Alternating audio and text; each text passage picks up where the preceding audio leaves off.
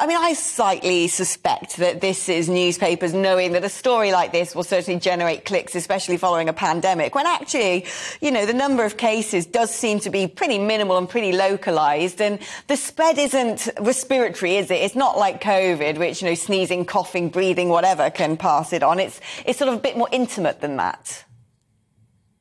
I mean, it can be spread via respiratory route, but it is far less infectious. You're quite right, and you need close contact with another infected person, so it's on a different scale altogether from what we've just been through.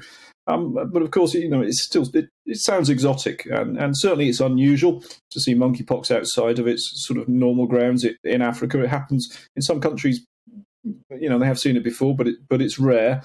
And of course, I think we're still all highly sensitized to anything that could be described as an outbreak or the spread of disease. So I think those two things combined gives rise to the headlines and the interest that's been displayed over the last few days.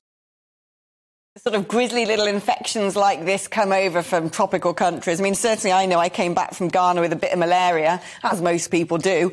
But, I mean, how often do these things happen? Is it just making headlines? Because there is this sort of alarmist fascination now with things that might be spreading socially after the pandemic.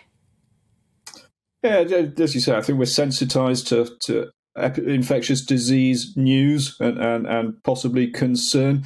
I mean, it is unusual to see this sort of spread within the communities. I mean, in terms of the original cases, there was clear evidence of recent travel to Nigeria where it was likely acquired.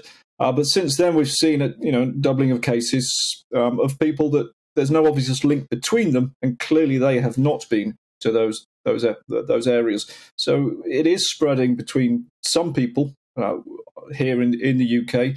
So of course that's unusual, and after what we've been through, it is causing some concern. But UK HSA are following up the contacts very, very closely, and it should be far easier to contain than obviously COVID or other respiratory spread diseases.